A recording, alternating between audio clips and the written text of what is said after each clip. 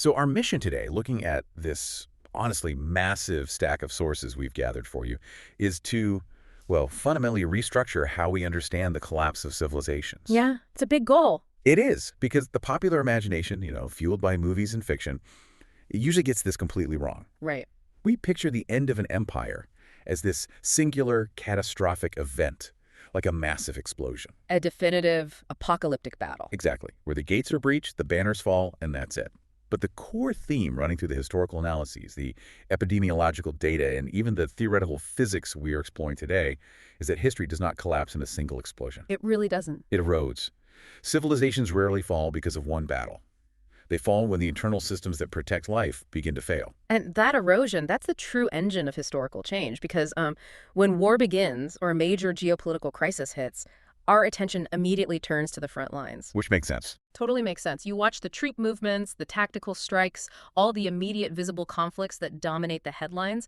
But the real damage, the structural damage that actually ends empires, happens behind those front lines. Right. It occurs when the invisible scaffolding of society just gives way. Exactly. Water plants stop functioning. Sewage systems leak into the aquifers. Hospitals lose power as the infections start escalating. And those sprawling, intricate supply chains that deliver food and medicine, they just fracture. Food becomes scarce. Children become malnourished. Yeah, and families crowd into temporary shelters. And in that exact moment of infrastructural vulnerability, biology takes over. Yeah. Because when human-made systems break down, biology never negotiates. Never. But to understand how that biological takeover actually happens, we first have to understand the lifespan and the anatomy of the civilizations themselves. Right, the baseline. Yeah. So social scientist Luke Kemp provides a really fascinating quantitative baseline in our sources. He analyzed dozens of civilizations across human history. And he defined a civilization pretty strictly, right? He did. Yeah. He said it has to be a society possessing agriculture, multiple cities, military dominance in its region, and a continuous political structure. Okay. And out of all the societies that actually met those criteria, the average lifespan was about 340 years. Just 340 years. Yeah. Which is a remarkably humbling statistic when we consider the permanence we usually project onto our own modern institutions. We think we're forever. We always do. But the data shows remarkable extremes on either side of that average, like the Kushite kingdom in Northeast Africa. Right. With its deeply integrated trade networks and adaptable agriculture along the Nile, that kingdom lasted an astonishing 1,150 years. Oh. The Aksumite Empire in East Africa sustained itself for 1,100 years. The Vedic civilization in South Asia, the Olmecs in Mesoamerica, they each persisted for roughly a millennium. But then you look at the other end of the spectrum. Yeah, the fast collapses. Exactly. The Nanda Empire in India, despite its massive wealth and this formidable army, it lasted a mere 24 years. That's incredible. Or the Qin dynasty in China. I mean, the very dynasty that initiated the Great Wall and unified the Chinese states lasted only 14 years before fracturing into civil war. So the obvious question driving our historical sources, particularly the work of Joseph Tanter, is why that disparity exists. Right. Why do some last 1,000 years and some last a decade? And Tanter frames societal collapse not as, a sudden stroke of terrible luck or divine retribution. He sees it as a deeply mechanical political process. The loss of complexity. Exactly, a rapid loss of sociopolitical complexity. He views human societies as problem-solving organizations. So when a society faces a challenge, like a food shortage or a hostile neighbor, right, its typical response is to increase its complexity. It creates a new bureaucracy or raises a standing army or builds a more intricate irrigation system. And initially, that added complexity works. It yields positive return. It does. But eventually, societies hit a point of declining marginal returns. The cost of simply maintaining all those bureaucracies, armies, and infrastructure begins to severely drain the society's energy and resource base. It just costs too much to keep the lights on. Precisely. And when that maintenance cost becomes too high, a civilization becomes incredibly fragile. And Tanter identifies 3 specific models of societal response that emerge when a civilization hits that point of fragility. The first model he calls the dinosaur. Which is a great name for it. It really paints a picture. Yeah. This describes a large-scale society where resources are being depleted at an exponential, unsustainable rate. But the ruling elite absolutely refuse to adapt. They just won't change. Right. They are unwilling, or perhaps structurally unable, to acknowledge the shifting reality of their resource base. So instead of innovating or changing course, they oppose new solutions. They double down on their existing paradigm. They commit more and more of their dwindling resources to failing social institutions. They effectively just charge forward right into the tar pit. Which Tanter contrasts with a second model of vulnerability. He calls this one the runaway train. A runaway train. Yeah, and this describes a society whose entire continued function, its very baseline survival, is dependent on constant growth and aggressive acquisition. Like the Roman Empire. Exactly. Rome and the Mongol Empire serve as prime historical laboratories for this model. Rome's economy wasn't a closed, self-sustaining loop. Not at all. It was heavily propped up by the continuous expansion of its borders, the pillaging of new territories, and the steady influx of enslaved populations to work the massive agricultural estates. And that model creates a terrifying mathematical inevitability because it just cannot be sustained indefinitely. It runs out of room. Right. The moment the runaway train reaches a geographical or military boundary where further conquest is no longer profitable. Like pushing into the dense forests of Germania. Or the vast deserts of the East. The forward momentum simply stops. And because that forward momentum was the central organizing principle holding the entire political and economic structure together, the society fractures internally. The engine tears itself apart when it runs out of track. That's a great metaphor. Which brings us directly to Tainter's third model, the House of Cards. This is a fascinating one. It occurs when a civilization's greatest achievement, its immense complexity, actually becomes its fatal flaw. Right. A society grows so massive, integrating so many highly complex, deeply interdependent social and economic institutions that it becomes inherently unstable. Everything is relying on everything else. Exactly. The system often demands that all social organizations become arms of the government to maintain order. And to sustain this, the system must either stifle all dissent, which paradoxically encourages subversion, Right. or it has to exercise significantly less authority than it officially claims to have, which just hollows out its legitimacy. So in a House of Cards scenario, a disruption in one minor sector just cascades through the entire system. Any slight breeze brings the monumental structure down. But while Tainter focuses heavily on that internal structural bloat, the sources also pull in the work of Jared Diamond to layer on the external and environmental pressures. Yeah. Diamond outlines 5 interconnected factors that dictate a civilization's survival or collapse. First is climate change, and not necessarily global shifts, but microclimatic variations in rainfall or temperature that an overextended agrarian society can no longer absorb. Second is hostile neighbors. Third is the collapse of essential trading partners, which cuts off vital resource inflows. Fourth is environmental degradation, things like deforestation, soil depletion, or salinization of agricultural land. And the fifth factor Diamond emphasizes is perhaps the most critical. It's the society's collective response to those first 4 challenges. Because a society facing soil depletion and hostile neighbors can actually survive if its political structure remains flexible and its population united. And this is where the structural theories of Tainter and the environmental theories of Diamond really intersect with demographics. Yeah, the sources detail how pre-industrial agrarian societies displayed highly predictable population cycles. They typically faced severe internal instability after a century or two of relative peace and sustained economic growth. Because as the population steadily grows during those peaceful centuries, it inevitably approaches the carrying capacity of its environment. And its agricultural technology. Yeah. But the data shows that population growth alone isn't necessarily enough to trigger a collapse. Right. If the ruling class remains cohesive and resources are managed efficiently, they can adapt. The true catalyst for instability is often what demographic dynamics refer to as a youth bulge. The youth bulge. Yeah, the mechanics of this are historically lethal. This occurs when there is a significant excess in the young adult male population. So in a society that has reached its carrying capacity, as these 3rd, 4th, or 5th sons come of age, they find that the system just has no place for them. The agricultural land is fully parceled out. The bureaucracy is full. The society cannot realize their economic desires or offer them the elite positions they feel entitled to. Which creates a massive demographic cohort of disenfranchised, frustrated young adults in their 20s, a group that is historically highly susceptible to radicalization. So when an angry youth bulge coincides with chronic inflation, political rigidity, and environmental strain, the entire social fabric is placed in jeopardy. It's a powder keg. So the historical record gives us civilizations acting as dinosaurs refusing to adapt, runaway trains collapsing when expansion halts, and houses of cards crumbling under bureaucratic weight. We have overtaxed environments and radicalized youth bulges. And we typically read about the fall of Rome or the Han Dynasty, and we view them purely as political or military events. We focus on the emperors and the generals. But the ultimate twist revealed in our sources is that the final nail in the coffin of a civilization is almost never a sword. No.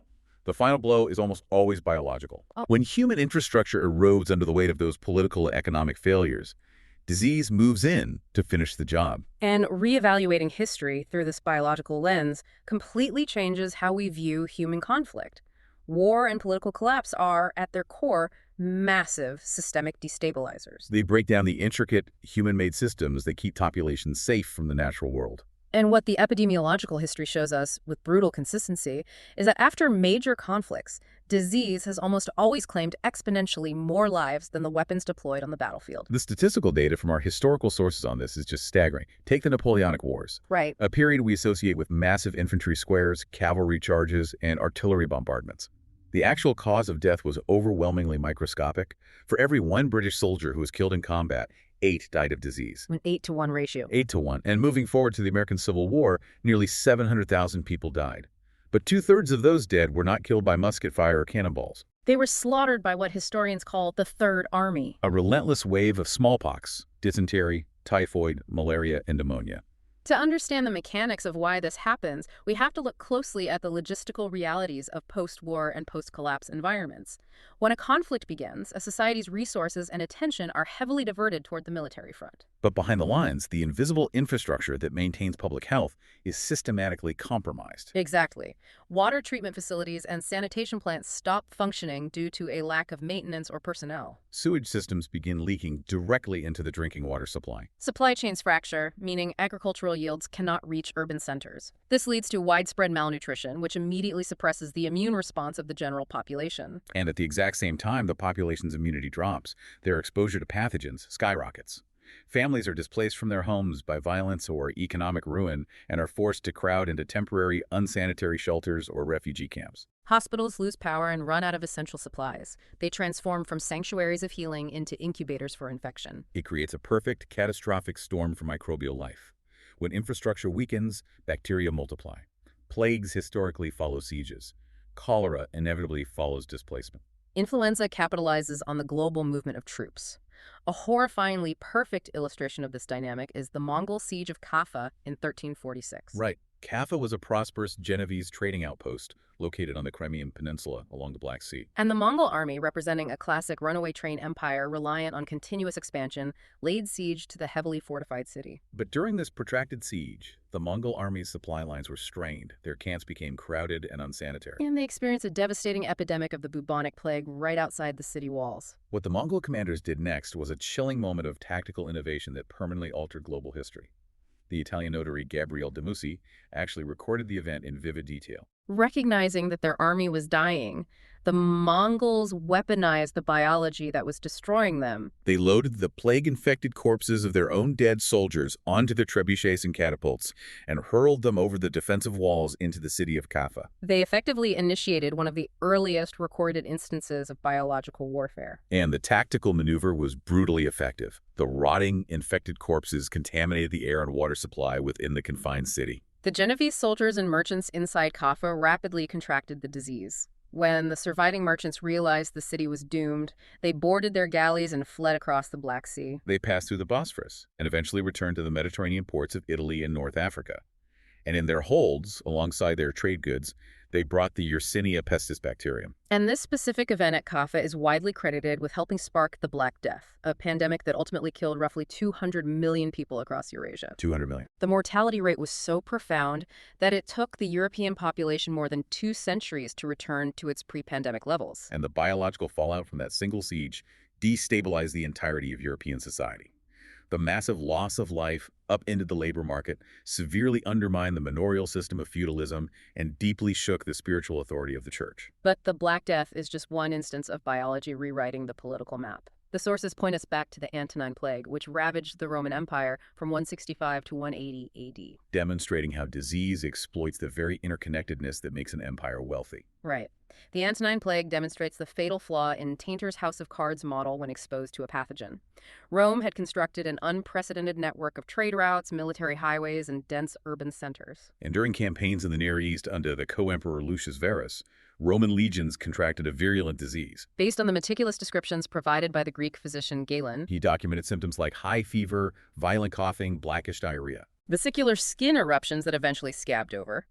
Based on all that, modern epidemiologists strongly suspect this was a devastating outbreak of smallpox or perhaps measles. And crucially, this pathogen struck what epidemiologists call a virgin population. The inhabitants of the Mediterranean and European provinces had no prior exposure to this specific virus. Meaning there was zero built-up immunity within the population. The Roman troops, marching back along the very military highways built to project imperial power, unwittingly acted as vectors. They carry the virus deep into the heart of the empire. And Roman cities were uniquely vulnerable to a highly contagious respiratory or contact virus. Places like Rome and Alexandria were characterized by dense overcrowding. Citizens were packed into multi-story insulae or apartment blocks. They shared communal public baths and latrines, often suffered from poor baseline hygiene, and relied on a massive, complex grain dole that was highly sensitive to disruption. So these cities rapidly became epicenters of mass mortality. Estimates suggest that between one-third to half of the empire's population perished. Potentially up to 60 or 70 million people. And a demographic hollowing out on that scale doesn't just cause widespread grief, it shatters the structural foundations of the state. The Roman military lost so many experienced legionaries that the emperors were forced into desperate conscription measures. They had to fill out the ranks with freed slaves, criminals, gladiators, and hastily hired German mercenaries. This severe degradation in troop quality critically weakened Rome's ability to defend its sprawling borders, particularly along the highly volatile Rhine and Danube frontiers. The economic devastation was equally profound. The sudden death of countless merchants and artisans disrupted the Mediterranean trade routes. More importantly, the massive shortage of agricultural laborers led to a severe, protracted food crisis. Imperial revenues plummeted because there were simply fewer citizens to pay taxes. So to cover the soaring costs of the military, the emperors began debasing the silver denarius, triggering rampant inflation. An economic depression settled over the empire. The municipal aristocracies were hollowed out, and the psychological shock of the plague even shifted the religious landscape. Right, Christians, who often stayed in the cities to nurse the sick while wealthy pagans fled to their country estates, won widespread public admiration. Which significantly strengthened the position of this fringe monotheistic sect within a deeply polytheistic society. Rome experienced a similar biological devastation centuries later during the Plague of Justinian in 541 to 542 AD. Yeah, the Eastern Roman Empire, governed from Constantinople by Emperor Justinian, was at the absolute height of its power. His armies, led by brilliant generals like Belisarius, were actively and successfully recapturing the lost territories of the Western Empire in North Africa and Italy. The Mediterranean was on the verge of becoming a Roman lake once again. But then, the Yersinia pestis bacterium arrived, the exact same pathogen that would cause the Black Death 8 centuries later. It likely traveled via grain ships from Egypt to Constantinople. And the plague hit the imperial capital with terrifying ferocity, killing up to 10,000 people a day at its peak. The pandemic eventually swept across the empire, killing an estimated 30 to 50 million people. It completely halted the Byzantine military reconquest in its tracks. The empire simply lacked the manpower and the financial resources to hold the newly conquered territories. Furthermore, the ensuing labor shortage was so acute across the empire that powerful landowners were forced to offer immense concessions, Effectively lending parcels of land to desperately needed laborers in exchange for a portion of their yield and military protection. And this economic adaptation directly sowed the seeds of the feudal system that would dominate the Middle Ages. So, synthesizing this historical data, civilizations do not fall only from external enemies. They fall when their internal systems cannot protect their people. When an empire exhausts its resources on continuous expansion, internal political friction, or foreign invasions, it creates a massive structural vulnerability. The supply chains fracture, the water systems degrade. And this inevitable decay invites diseases that rapidly accelerate the societal decline. War and neglect destabilize the society, and biology finishes the job. Now, listening to this today, situated in the modern world, it is incredibly easy to dismiss this as ancient history. We always do. We think that was ancient Rome, that was the Middle Ages. We possess modern medical science, we have sterile hospitals, vaccines, and most importantly, we have antibiotics. But the medical reports in our sources pose a chilling question. What happens when the closet of antibiotics is empty? That scenario is not a dystopian fiction. It is the most terrifying and pressing reality presented in our scientific sources. We are currently living through a silent, escalating pandemic. It is a crisis largely ignored by the general public, overshadowed by more immediate geopolitical conflicts. But it is deeply feared by the global medical community. We're talking about antimicrobial resistance, commonly referred to as AMR. The era of the miracle drug is rapidly coming to an end. Ever since Alexander Fleming discovered penicillin in 1928, antibiotics have functioned as the foundational backbone of modern medicine. They fundamentally altered the human lifespan, turning previously fatal infections like strep throat or minor infected wounds into minor inconveniences. They've saved hundreds of millions of lives. But as we established earlier, biology never negotiates, and it never stops evolving.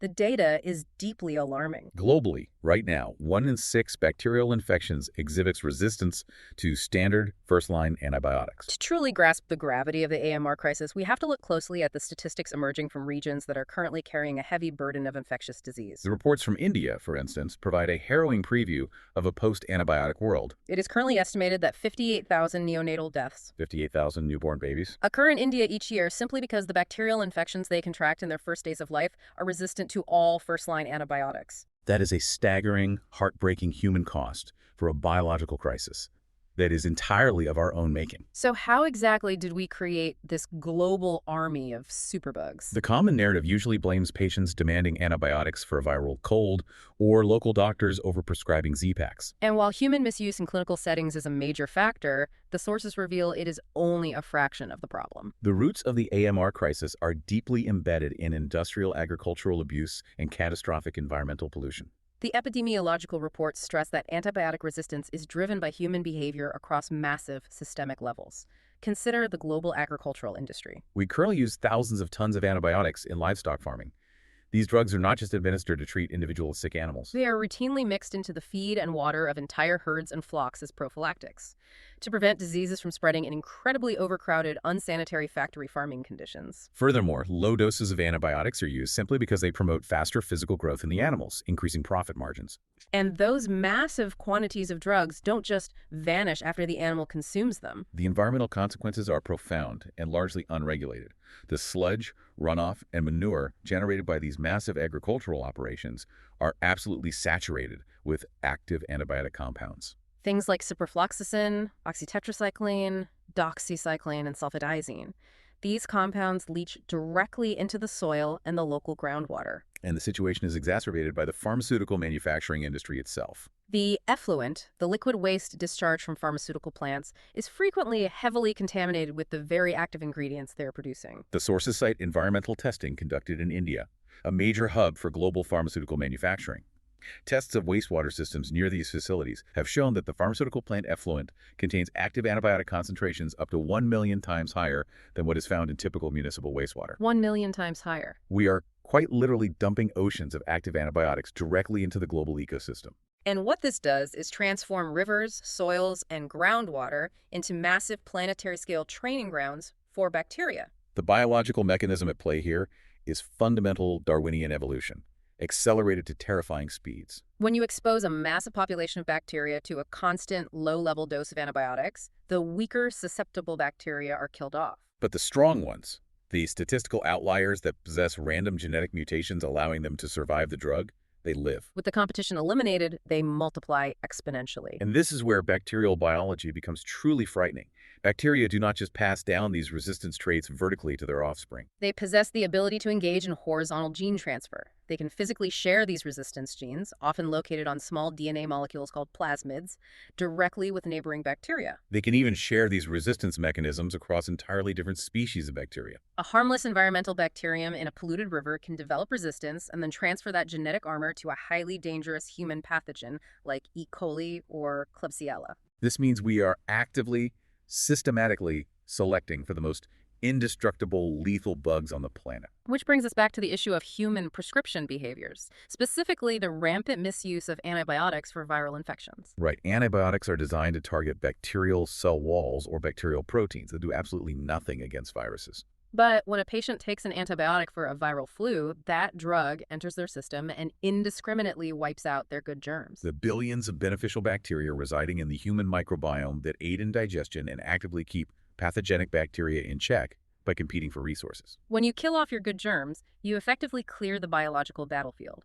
If a drug-resistant superbug is present, it suddenly has all the room, nutrients, and resources it needs to expand rapidly and take over the host's body. The danger of these superinfections was starkly highlighted during recent global events.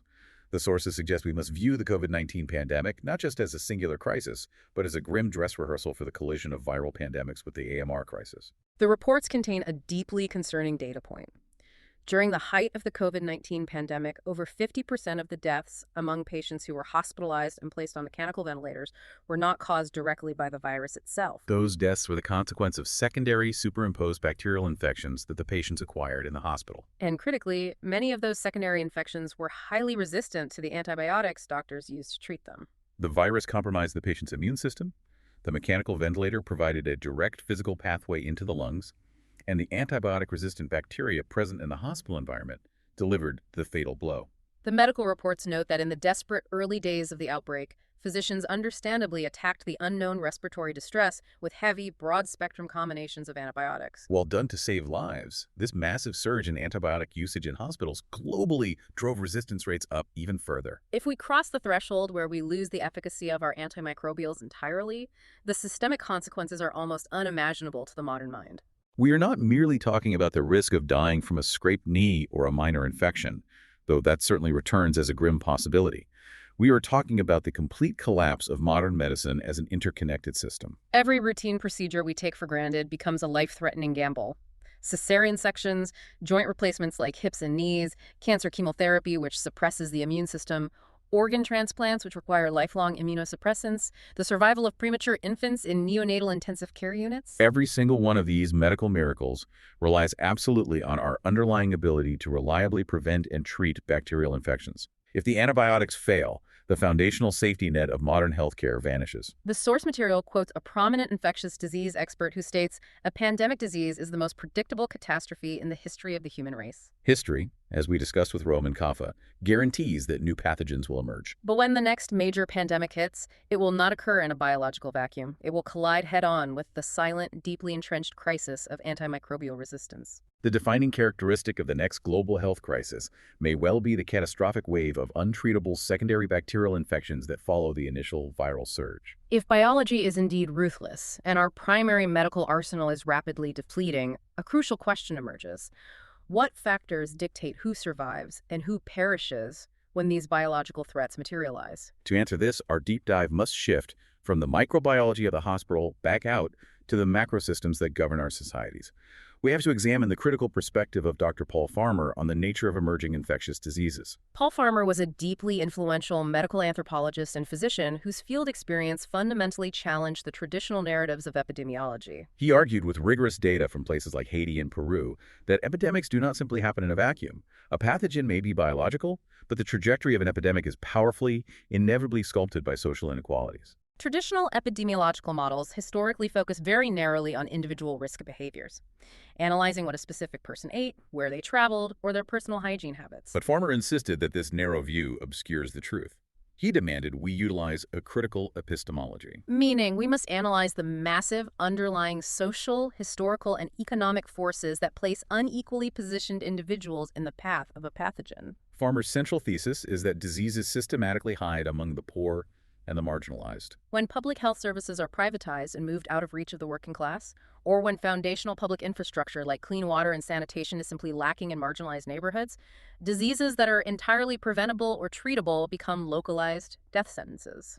The texts we are examining carefully detail Farmer's critique of macro-level economic policies to illustrate this point. He analyzed how policies mandated by international financial institutions, such as the structural adjustment programs of the World Bank and the IMF in the late 20th century, often required developing nations to drastically cut public health spending and privatize clinical services in exchange for loan bailouts. Farmer demonstrated that these socioeconomic obstacles and the resulting deepening of poverty were the leading drivers of disease spread in those regions. He pointed out the glaring reality that the groups most at risk for many infectious diseases are bounded far more strictly by their socioeconomic status than by their geographic latitude. The sources provide a striking historical example of this dynamic right in the United States: the history of malaria.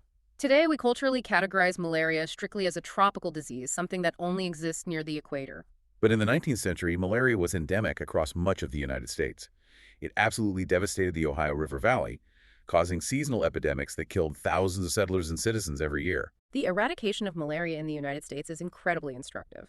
It was ultimately defeated not primarily by pharmaceutical breakthroughs or clinical treatments, but by massive, localized infrastructure improvements. Malaria was driven out by extensive land drainage projects that eliminated mosquito breeding grounds, the implementation of better housing standards, the widespread installation of window screens, and eventually the electrification that allowed for the use of fans to disrupt mosquito flight paths inside homes. But the critical point tying this back to Farmer's thesis is that initially, only the wealthy could afford those infrastructural protections. Only the affluent could afford to build homes with tight-fitting window screens or to purchase land in drained, elevated areas. Consequently, the disease didn't disappear evenly. It became heavily concentrated among impoverished populations living in low-lying, poorly drained areas in substandard housing. The physical infrastructure acts as a literal shield against biology. And when that shield is unevenly distributed across a society based on wealth, disease ruthlessly exploits the gaps. This deep vulnerability in physical infrastructure is precisely why innovative technological responses attempting to bypass overburdened traditional systems are so crucial. Our sources highlight the fascinating work of Dr. Srivatsa, who developed an application called MEA, which stands for Medical Advice You Access. This app addresses a fatal flaw in how we historically respond to outbreaks. During a pandemic or even a severe, localized epidemic, the natural human instinct is to seek medical help. Symptomatic individuals travel directly to hospitals or localized clinics to get tested or treated. It seems entirely logical on an individual level. If you were deeply sick, you go to the place where the doctors are. But from a macro epidemiological perspective, it is a logistical disaster. Think about the mechanics of that movement. Those highly contagious individuals are traveling on crowded public transport, walking through dense urban areas, sitting for hours in packed waiting rooms, and interacting closely with frontline healthcare workers. By seeking care, they inadvertently transform hospitals, which are supposed to be secure sanctuaries of healing, into super spreader hubs of infection. The healthcare workers inevitably get sick. The hospital's capacity is overwhelmed, the staff is decimated, and the local medical system collapses under the weight of the very people trying to access it. This is where Dr. Srivatsa's MEA app intervenes. It functions as a remote triage tool, creating a digital infrastructure to replace physical movement. Patients input their specific symptoms from the isolation of their own homes. The system evaluates their condition and provides immediate guidance. Crucially, the vast majority of patients can be advised on how to safely isolate and manage their symptoms at home, receiving necessary medical advice without ever stepping foot outside their door, reserving clinic visits strictly for absolute emergencies. It is a brilliant infrastructural adaptation to a biological threat. By keeping the mildly and moderately infected isolated in their homes, the app actively protects the broader community from exposure. More importantly, it preserves the functional capacity and the supply chain of the healthcare system. It acts as a pressure valve, stopping the hospital from becoming the epicenter of the outbreak and ensuring that the internal systems that protect life do not buckle when they are needed most. So, tracing our path through these sources, we have examined the 340-year lifespans of empires and Tanger's models of how their internal complexity eventually crushes them. We've seen the historical devastation of diseases like the Antonine Plague finishing the job after war destabilizes an empire. We've explored the terrifying modern reality of antimicrobial resistance, where our agricultural and environmental hubris is emptying the antibiotic closet. And we've seen through Paul Farmer's eyes how social inequality dictates the path of these epidemics. Modern humans often act as if we are entirely separate from nature. We build our political structures and economic markets as if they exist in a vacuum, completely immune to the rules of biology. But our sources take us into a completely different, profound realm to show us just how deeply interconnected this all is. We are now turning to the ancient wisdom of Vedic philosophy and its astonishing intersections with modern theoretical physics. This final section of the deep dive truly transcends human history and clinical medicine, moving into the fundamental mechanical laws of reality itself. The sages, philosophers, and academics who compiled the ancient Vedic texts recognized the universal existence of an organizing principle they called Raita. Raita. What exactly does that concept encompass? Raita is conceptualized as the unseen, fundamental cosmic law that maintains the orderly structure of the multifaceted universe. It is an impersonal, immutable force existing entirely outside of human control or negotiation. It dictates the behavior of the physical world, the movement of the stars, the changing of the seasons, as well as the moral and ethical world of human action. In the Vedic philosophical system, recognizing Raita and adhering to Dharma, which is the moral imperative and duty to act in alignment with that cosmic law, are the paramount goals of existence. A central feature of this Vedic system, and a term that has heavily permeated modern language, is the concept of karma. In casual Western conversation, karma is often reduced to a simplistic idea of cosmic revenge, a mystical tally of good and bad deeds where a supernatural force punishes you for cutting someone off in traffic. But that reduction completely misses the profound structural nature of the concept. In deep Indian philosophy, karma is strictly defined as the ultimate, inescapable law of cause and effect. It is a universal mechanical law that all beings and systems must abide by. The universe, guided by Raita, does not possess a mind to actively punish. It simply responds mathematically to conditions. Every action inevitably generates an equal and corresponding reaction. If a civilization acts in a way that disrupts the harmony and equilibrium of the universe will automatically rebalance itself. It is not a vengeful deity sitting on a cloud passing judgment. It is the mechanical, inevitable process of cosmic equilibrium asserting itself.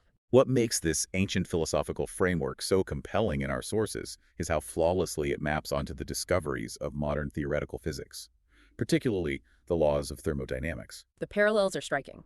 In physics, the first law of thermodynamics dictates that energy cannot be created or destroyed. It can only be transformed from one state to another. The second law introduces the concept of entropy, the universal, inexorable tendency of all closed systems to move toward chaos, disorder, and decay.